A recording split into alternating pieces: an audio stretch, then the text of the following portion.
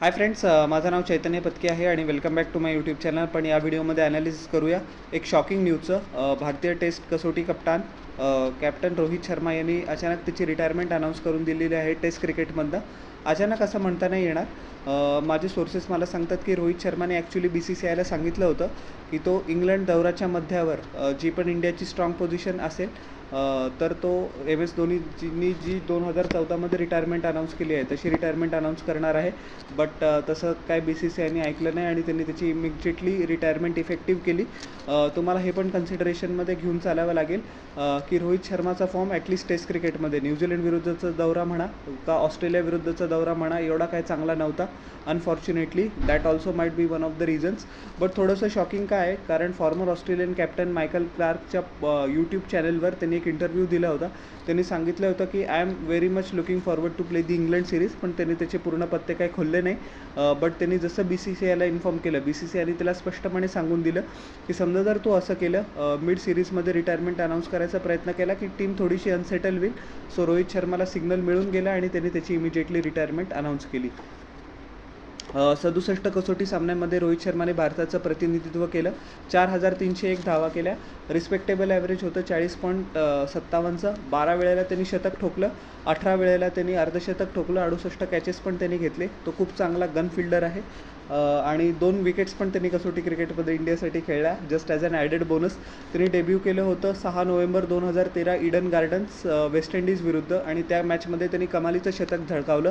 पुढच्या कसोटीमध्ये पण त्यांनी शतक झळकावलं जी सचिन तेंडुलकरची फेअरवेल सिरीज होती at is home ground in Wankhede stadium. But 2014 ते 2019 मिड कसोटी क्रिकेटमध्ये रोहित शर्माला आपल्या मनासारखी छाप पाडता आली नाही. कन्सिस्टंटली फॉर्ममुळे तो इन आउट होत गेला आणि असं वाटलं होतं की one of the greatest batsman to have ever played ODI cricket and T20 cricket. त्याची कसोटी क्रिकेटमध्ये लेगसी काही जास्त चांगली असणार नाही. बट त्याच्या काय म्हणतात हे मी क्रेडिट देईल फॉर्मर इंडिया हेड कोच रवी शास्त्रीला, ज्यांनी एक इन्स्पायरिंग निर्णय घेतला की मिडल ऑर्डरमधनं टॉप ऑर्डरमध्ये रोहित शर्माला प्रमोट करायचं. आणि दॅट डिसिजन पेड डिव्हिडंड्स. 2019मध्ये मी तुम्हाला सांगतो जी पुण्यामध्ये त्यांनी दक्षिण आफ्रिकेविरुद्ध इनिंग्स खेळली होती. Despite being a home track आपण साऊथ आफ्रिकेचा 3-0 धुवा उडवला होता त्या सिरीजमध्ये. स्पायसी पिच होतं, त्याच पिचवर त्यांनी द्विशतक ठोकलं आणि नंतर रोहित शर्माचा रिबर्थ झाला टेस्ट फॉर्मॅटमध्ये. इंग्लंड विरुद्ध 2021मध्ये स्टार्टिंगला त्यांनी जे शतक ठोकलं होतं ते माझ्या लक्षात आहे. इंजरीजमुळे त्यांनी थोड्याशा ओव्हरसीज टेस्ट मिस पण केल्या. बट त्याचं जे रेकॉर्ड होतं ते खूप चांगलं होतं. होममध्ये त्यांनी इंग्लंड, ऑस्ट्रेलिया आणि श्रीलंका, वेस्ट इंडिज यांच्याविरुद्ध टेस्ट क्रिकेट वेस्ट इंडिज नाही श्रीलंका, ऑस्ट्रेलिया आणि इंग्लंड यांच्याविरुद्ध कसोटी मालिका आपण त्याच्या नेतृत्वाखाली खूप कम्फर्टेबली जिंकली. So that was one of the good things which happen. आणि त्याचं करिअर म्हणजे आपल्याला वाटत होतं की असं वाटतं की त्याचं थोडंसं चांगलं नाही झालं, थोडीशी अजून इम्प्रूव्हमेंटची स्कोप होती.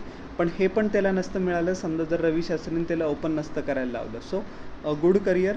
आणि त्यांनी टीम इंडियाचं एका डिफिकल्ट पोझिशनमध्ये ज्या वेळेला विराट कोहलीला 2021मध्ये चेतन शर्मा लेड सिलेक्शन पॅनलनी फोर्स केलं होतं की T20 आणि ODIमधनं कॅप्टन्सी येऊन त्यांना रिमूव्ह केलं आणि विराट कोहलीनी पण स्वतःहून व्हॉलेंटरी 2021मध्ये कसोटी क्रिकेटमधनं ॲज अ कॅप्टन्सीचा नेतृत्वाचा राजीनामा दिला. रोहित शर्माने त्यावेळेला आपली टीम इनहेरिट केली आणि खूप चांगला त्यांनी परफॉर्मन्स केला.